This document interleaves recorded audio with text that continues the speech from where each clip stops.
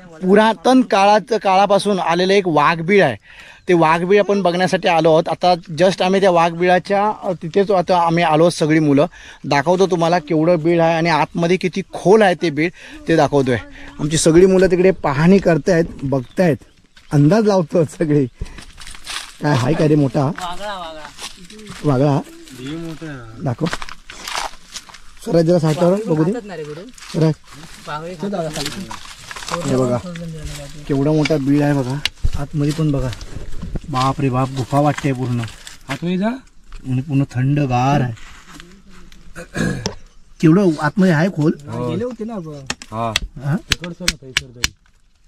झाडाच्या असं येऊचा कोणतरी बाहेर मेट्रो घेऊन जावा. आता बॅटरी आणली आहे. मोबाईल टॉर्च आणलाय. तर मित्रांनो बघा केवढं, थोडी भीती तर वाटतेच आहे कारण आतमध्ये कुठला प्राणी असेल नसेल काय माहिती नाही आम्हाला, पण तरी पण आतमध्ये जाऊन प्रयत्न करतो आतमध्ये जाण्याचा आणि बघतो काय आहे काय. तर मित्रांनो बघा केवढं मोठं आतमध्ये ना पूर्ण काळोख आहे आणि आतमध्ये ते ही पाखरं आहेत ना, ते काय बोलतात त्याला, वट वागळणारे, ते फिरतायत. हे बघा आतमध्ये जर मोठी टॉर्च असती आणली असती तर पूर्ण आपल्याला अंदाज लागला असता कुठपर्यंत आहे ते. मोठी टॉर्च नाही आपण आणलेली आहे. हे दिसतंय एवढंच आहे. अजून एक मोबाईल द्यावा रे जरा.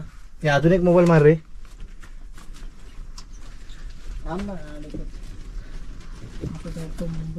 आतमध्ये ही पाखरं बघा किती फिरतायत आतमध्ये. पूर्णपणे हे नसल्यामुळे आपल्याला दिसत नाही, पण ही पाखरं बरीच पाखरं दिसत आहेत. चला हो बाहेर उचल. बापरे हे बघा किती फिरतायत बघा. वट वाघळू बोलतात ते हे आहेत पूर्ण. कोण कोण नाही, कोण नाही रे बाबा, खाली कोण नाही. टेन्शन घेऊ नको. बॅटरी पाहिजे तरी बॅटरी असते तर सगळं आपल्याला दिसलं असतं आतमध्ये. मोबाईलच्या टॉर्च वरती काय एवढं खास दिसत नाही,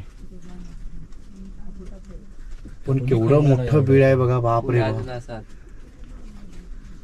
ही ना उपसुक म्हणजे पर्यटक स्थळ करूची.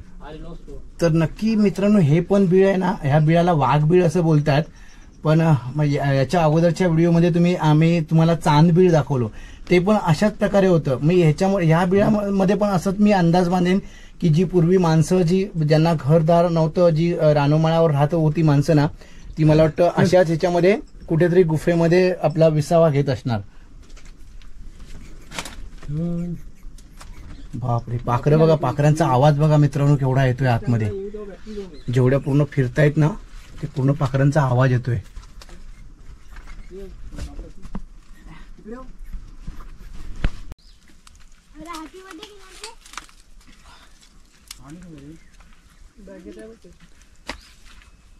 मित्रांनो बघितलात वाघबीळ बघितला आज आपण, आणि या आतमध्ये गेल्याच्या नंतर पूर्ण घामाघूम झालेलो आहे.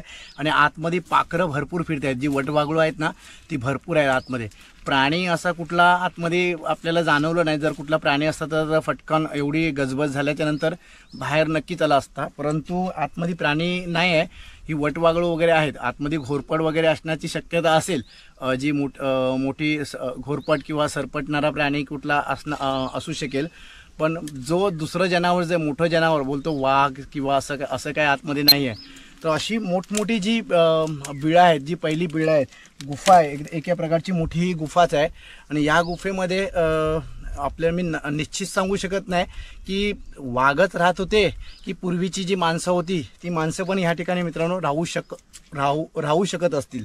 पहिली पकड.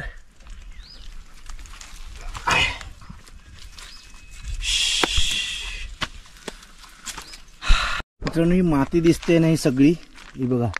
ही गांडूळ म्हणजे काडू जे आहेत जमिनीत पावसात काडू येतात ना, ही काडवाने काढलेली पूर्ण माती आहे बघा. आणि पूर्ण ही मातीच माती आहे. ही जर नेऊन शेतामध्ये जर टाकली ना तर शेताचं जे पीक आहे ना ते एकदम उत्कृष्ट आणि चांगल्या दर्जाचं येतं मित्रांनो याच्यामुळे. आणि किती आहे बघा, सगळीकडे दिसते तुम्हाला ही माती. ही बघा, ही माती काढून आपल्या शेतामध्ये घेऊन जायची. ही बघा पूर्ण मातीच माती आहे.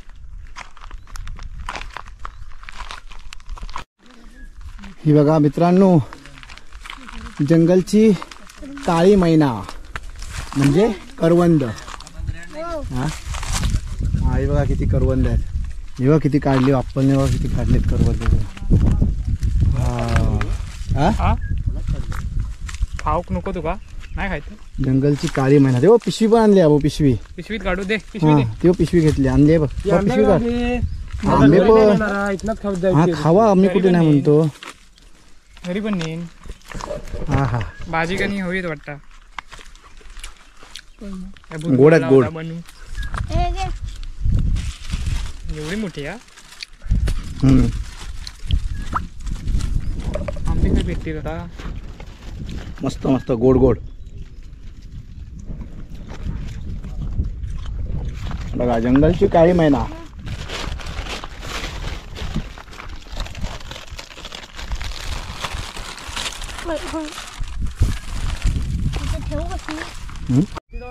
चला मित्रांनो, आपण वाघबीळ बघितलो आणि वाघबीळ बघून आल्याच्या नंतर थोड्या अंतरावरती पुढे येलो ना की हा आमचा थोरला देऊळणा. थोरला देऊळणा म्हणजे काय तर हे पूर्वीच्या लोकांनी एक पूर्णपणे असं दगडाचं हे बघा गडगाव असं गडग्या टाईप वरती पूर्ण हे डोंगर टाईप असं बनवलेला. आणि ह्याका नाव म्हणजे थोरला देऊळणा असा नाव हा. हे कशासाठी बनवलं हे नक्की माका माहिती नाही, पण एक अंदाज बांधलो तर पूर्वीच्या जी माणसं होती त्यांच्याकडे ना गुरंढोरं भरपूर होती.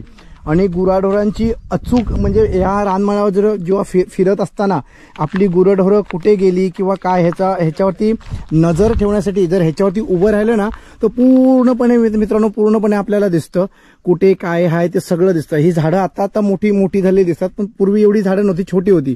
तर ह्याच्यावरती आपण गेलो ना ते पूर्णपणे आपण दिसतो. आपण जाऊन मी बघणारच दाखवतोय तुम्हाला वरती चढून. ह्याच्यानंतर ह्याच्यावरून जो आपण व्ह्यू बघू तो कशा प्रकारे दिसतोय ते बघू. आणि दुसरं एक अंदाज बांधू शकतो, जी जागा मोजण्याची जी देऊळणी किंवा बुरुज, हे बुरुज पण अशाच प्रकारचे बुरुज आपल्याला सड्यावरती बघायला भेटतील. आमची मंडळी सगळी येली दमली आहे सगळे, बघ सगळे बसले आहेत. तर चला आपण वरती जरा जाऊन बघूया. बाबू सावकाश हा, पाय सरकेल. पहिलं गुरु जाता, गुरुच्या हाईट एवढ्यात त्या देऊळणा पण हा. आणि त्याच्यावरती गुरु उभं राहिलो म्हणजे आता गुरु तूच फिरव कॅमेरा बाबा, धर दाखवतो. गुरुच फिरवता वरतून कॅमेरा तुमका दाखवतो. पूर्ण वाव. तर मित्रांनो बघा वरून कशा प्रकारे दिसतंय ना की आपण एक अंदाज बांधू शकतो. म्हणजे आपली गुरंढोरं जर आपण सोडलो मोकाट सोडले तर अचूक आपण बघू शकतो की वरती चढून बाबा कुठे गेले किंवा काय गेले हे एक अंदाज आपण बांधू शकतो याच्यावरून. 30 सेकंदाची गेलो.